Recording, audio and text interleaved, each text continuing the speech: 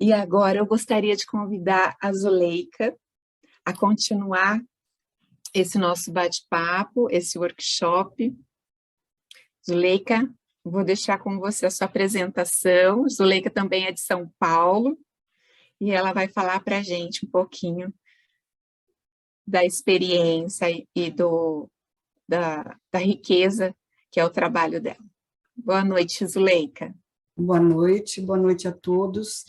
Eu também estou muito feliz com o convite para participar desse momento. Estou vendo aqui que eu vou falar para pessoas que estão na fase que eu estive e na fase que eu me encontro nesse momento. Então, eu vou falar um pouquinho da minha trajetória para vocês entenderem meu trabalho.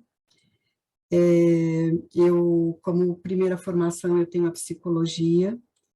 Quando me perguntam qual é a sua profissão, eu digo estudante, porque é a coisa que eu mais gosto de fazer.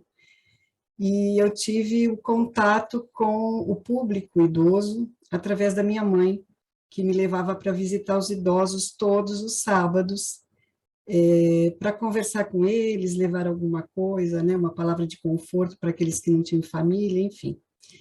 E a partir daí eu escolhi o meu caminho. Mas só a psicologia não era o bastante, então eu fui buscar outras coisas. E aí fiz uma formação em turismo. E eu tinha a ideia de que idoso tinha que viajar.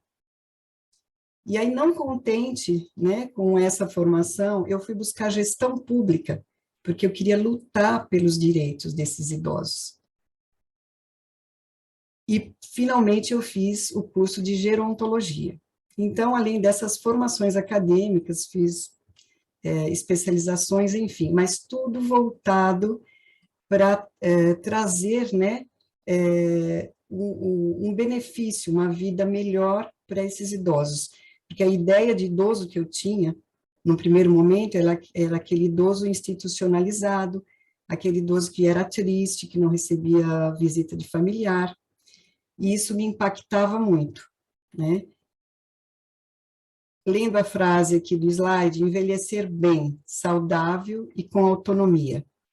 Cada pessoa tendo a sua singularidade cuidada e valorizada sempre, porque vidas idosas importam.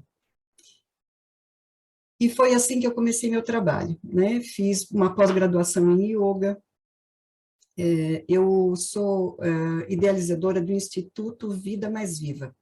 É um instituto que visa o gerenciamento, né, a gestão do envelhecimento. Então, eu me utilizo de várias ferramentas para poder trabalhar com esses idosos.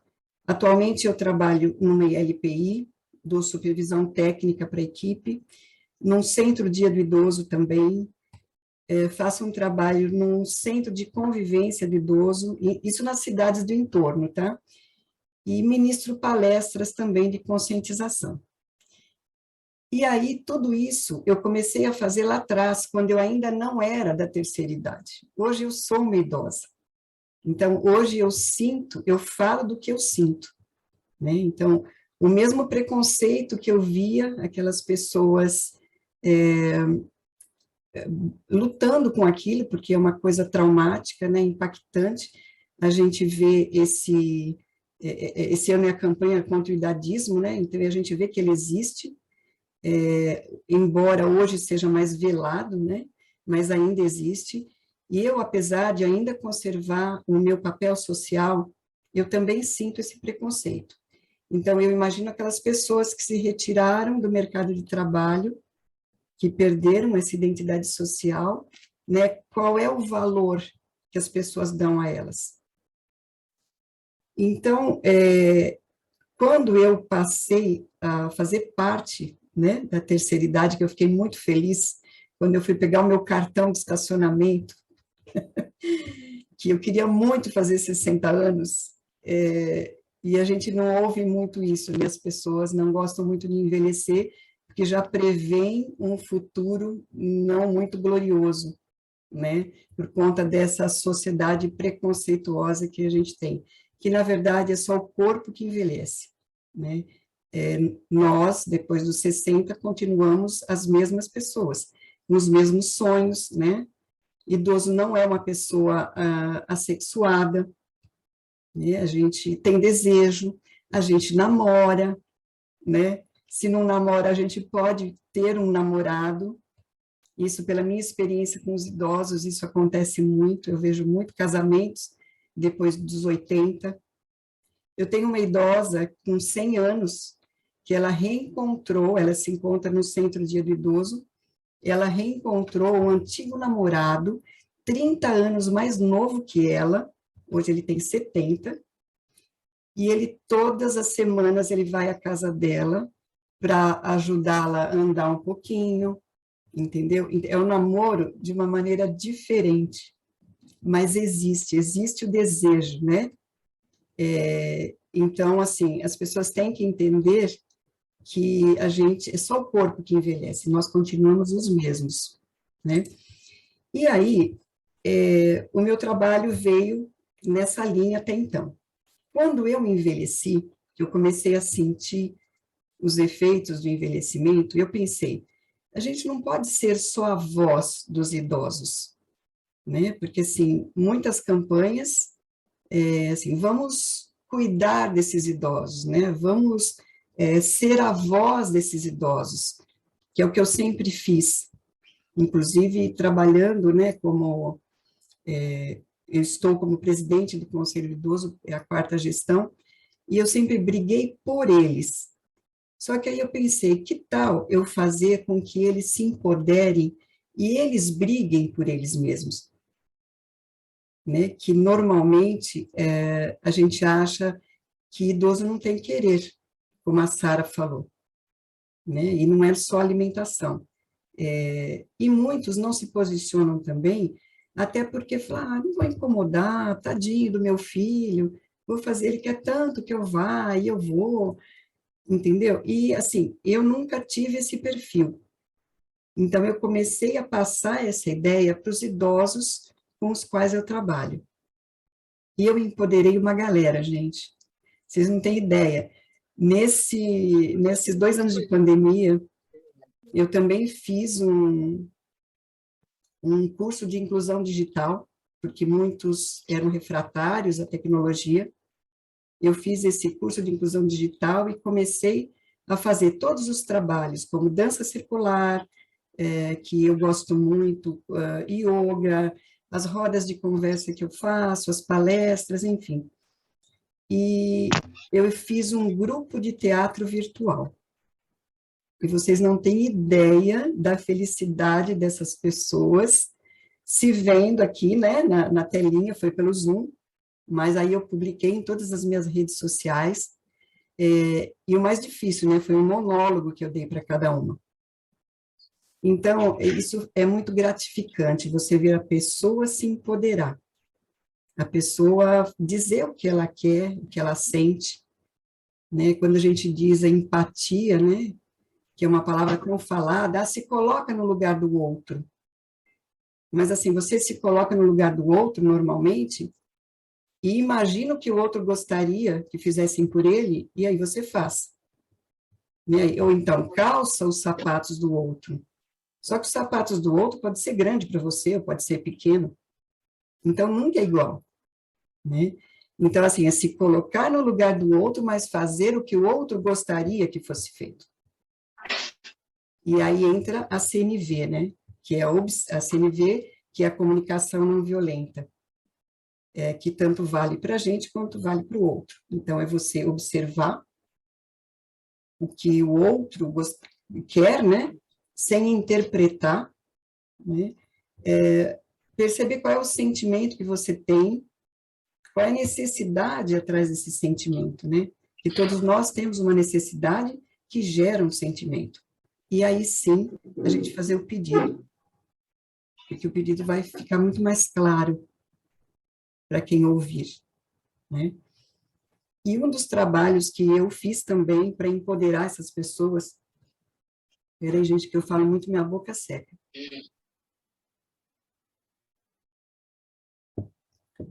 Eu tinha um grupo de teatro terapêutico, Então, a ideia era montar um texto com as histórias de vida de cada um. E o objetivo era catarsear, né, aquela mágoa que a pessoa guardava, porque eu penso, né, eu também já estou na última fase da vida.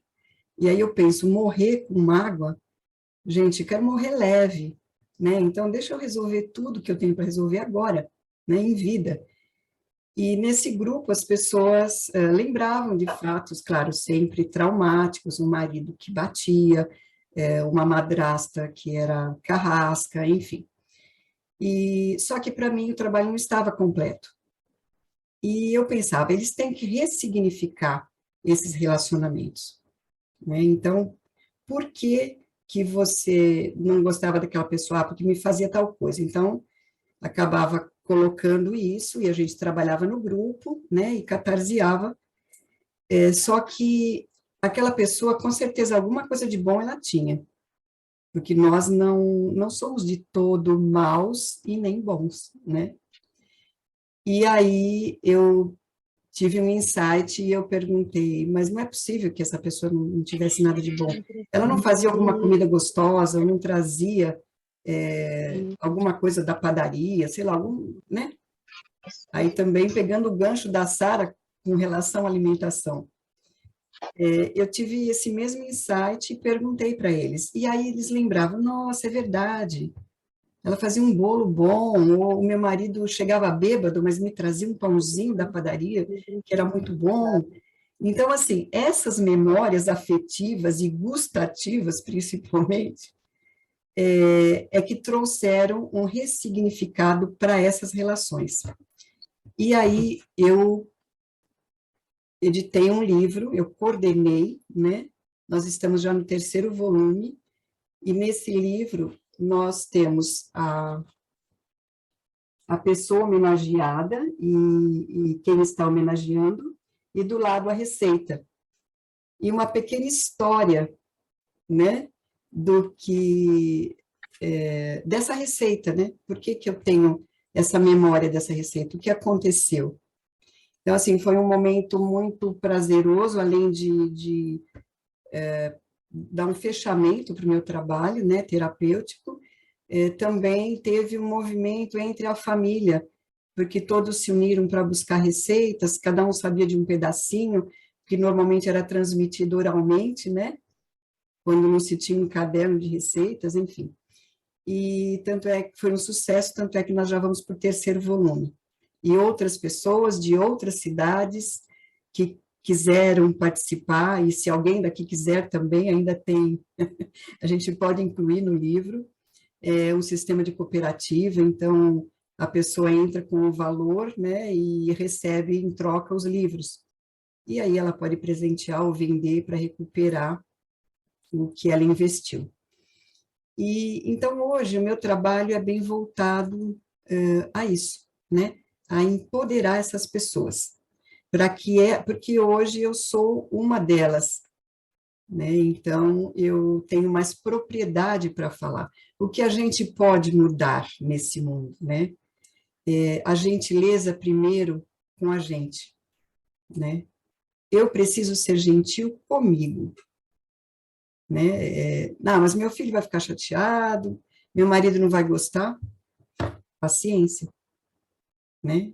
Eu preciso me valorizar, eu preciso me colocar, né? Dizer o que eu quero e o que eu penso.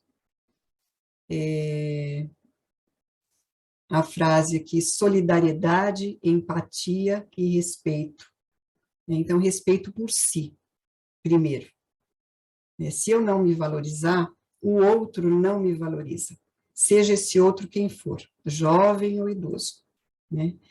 Valores humanos tão necessários para construir um mundo mais justo, acolhedor, generoso e tolerante. Então, eu não posso cobrar do outro o que eu não dou para mim. Então, eu tenho que ser gentil comigo, eu tenho que ser solidária comigo, com os meus desafios, eu não digo problemas, né? Eu tenho que me respeitar para que o outro me respeite. Então, eu acho que essa campanha começa com a gente. e a gente diz, a campanha para a pessoa idosa. Não, é campanha para todos nós, porque todos nós estamos envelhecendo. E eu espero que todos vocês cheguem lá empoderados e fazendo parte dessas campanhas, né, que tanto contribuem para um mundo melhor. Muito obrigada. Agradecendo a Zuleika, essa voz gostosa que a gente fica aqui horas e horas escutando e aprendendo, né? E essa questão do autocuidado dentro do processo de envelhecimento é fundamental, da maneira de comunicar, da forma de comunicar. E a Zuleika, ela apresentou e fez uma proposta fantástica, que é a questão de empoderar as pessoas envolvidas dentro desse processo de envelhecimento.